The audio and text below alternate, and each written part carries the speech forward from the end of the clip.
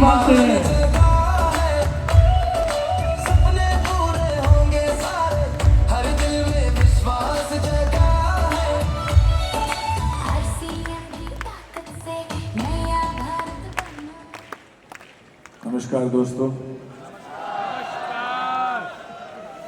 यहाँ तो स्पीच देने में सब माहिर हैं।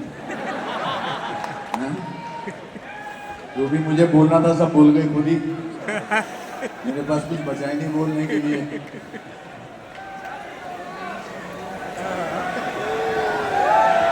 जय श्री राम। भारत माता की जय। भारत माता की जय। वंदे मातरम। वंदे मातरम। वाह वाह वाह वाह, क्या बात। आप लोगों की ऊर्जा की भी बहुत तारीफ करनी पड़ेगी। इतनी बार तालियां बजवा लेना ना।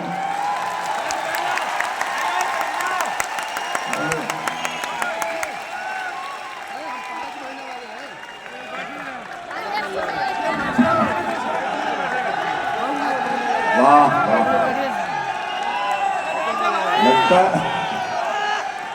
लगता आप लोगों ने RCM का च्यवनप्राश खाया हुआ है।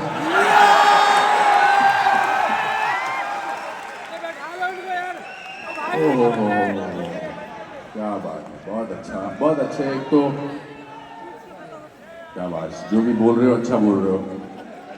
मैं यहाँ जब आया सुबह, मैं फ्लाइट से यहाँ पहुँचा तो मैंने सोचा कुछ प्रोग्राम होगा, अच्छा होगा, मगर यहाँ पर आप लोगों का जोश देखकर, छावड़ा साहब आपकी स्पीच सुनकर, सिद्धार्थ जी आपका जोश देखकर, आपके शब्द सुनकर बड़ा अच्छा लगा मुझे। और मुझे लगा कि अब मैं क्या बोलूं, मगर मैं एक नाटक करता हूं, कुछ भी हो सकता है। उसकी शुरू की 3 लाइनें मैं आपके जीवन से जोड़ना चाहता हूं। छावड़ा साहब बता रहे थे कि 25 साल पहले ये व्यापार करते थे, फिर उसके बाद 25 साल की यात्रा में आज आप सिल्वर जुबली मना रहे हैं।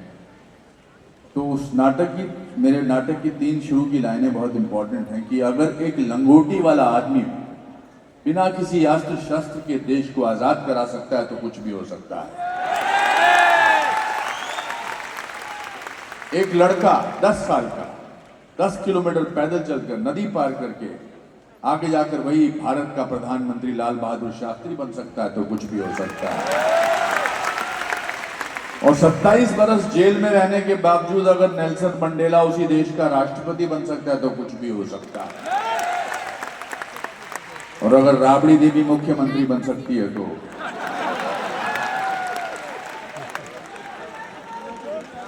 कहने का तात्पर्य है इच्छा शक्ति का होना बहुत जरूरी है, मन की शक्ति का होना बहुत जरूरी है। मैं एक बड़े छोटे से परिवार से आता हूँ, बहुत गरीब परिवार से आता हूँ। मेरे पिताजी क्लर्क थे फॉरेस्ट डिपार्टमेंट में, उनकी तनख्वाह 90 रुपये थी और हमारा 14 लोगों का परिवार था। और इस स्टेज के एक तीसरे तिहाई जितना हमारे पास, इतनी जगह में हम लोग रहते थे, गरीब थे। पिताजी अकेले कमाते थे। लेट 50s की 1960-1962 की बात है। और 14 लोग थे, ताया जी, ताई जी, दादाजी, दादी जी, और इतनी छोटी सी जगह में रहते थे, पर हम बड़े खुश थे। तो मैंने एक दिन दादाजी से पूछा कि दादाजी, हम इतने गरीब हैं तो इतने खुश क्यों हैं? तो उन्होंने बड़ी कमाल की बात की। उन्होंने कहा, बेटा, इंसान जब बहुत गरीब होता है तो सबसे सस्ती चीज खुशी होती है। तो मेरे मन से गरीबी का डर निकल गया कि ठीक है, गरीब होना तो कोई बड़ी बात नहीं है। दूसरी बात जो मेरे मन में हमेशा थी कि मैं पढ़ाई में अच्छा नहीं था। इस सोच की बात सुनकर आपको थोड़ा सा अजीब लग रहा होगा कि पढ़ाई में अच्छा नहीं तो ऐसा कैसे बन गया।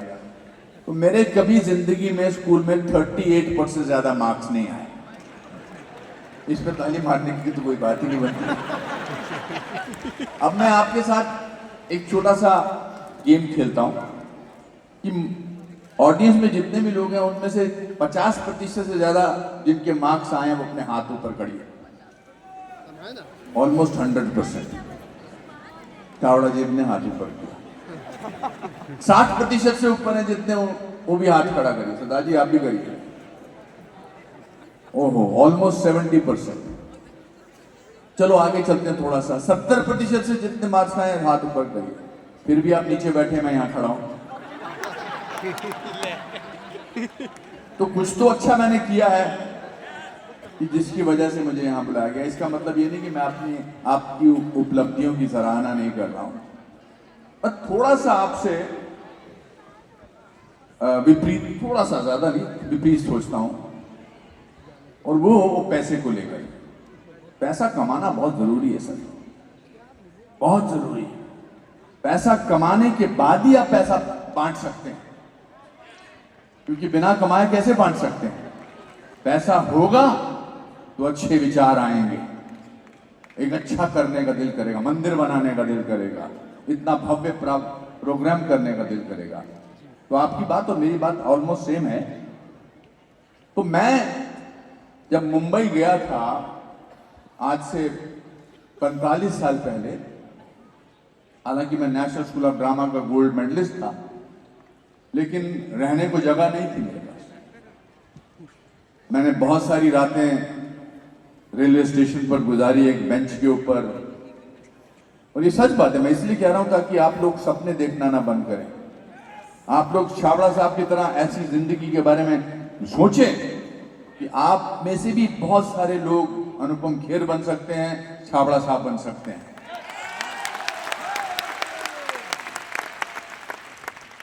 तो मैं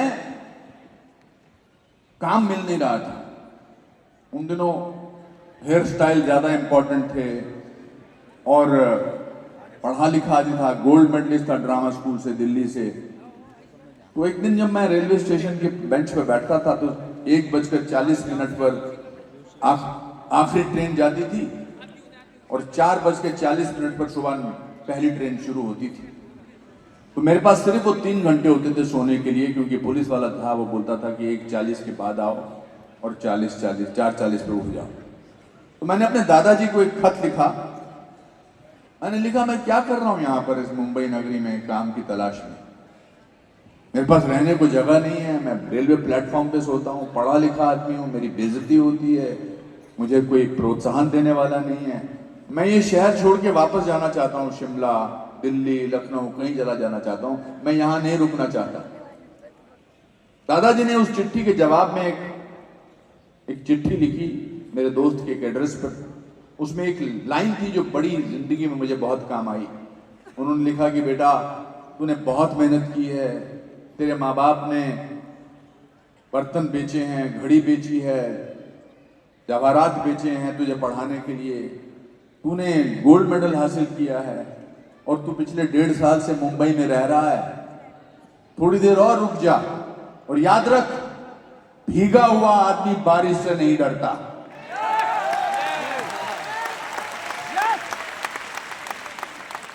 वो लाइन पढ़ के मुझे लगा अब तो दुनिया की कोई ताकत मुझे नहीं रोक सकती। फिर मैंने मेहनत की और इन पिछले 41 साल हो गए मुझे फिल्मों में आए हुए। 41 साल में अगले हफ्ते मैं अपनी 550वीं फिल्म साइन कर रहा हूं। मैं अपने गुणगान गाने के लिए यहां नहीं आया हूं, मैं आपको यह बताने के लिए आया हूं कि सपने देखना बहुत जरूरी है, क्योंकि हर सपना पूरा होता है उसके पीछे सिर्फ आपको मेहनत करनी पड़ती है।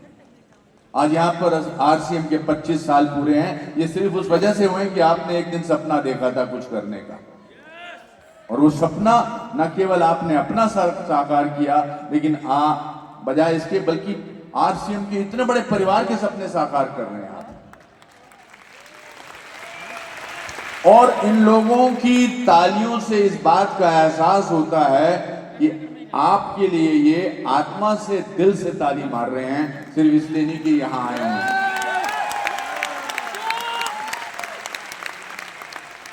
तो आपको, मुझको कितना आशीर्वाद मिल रहा आप सब लोगों का।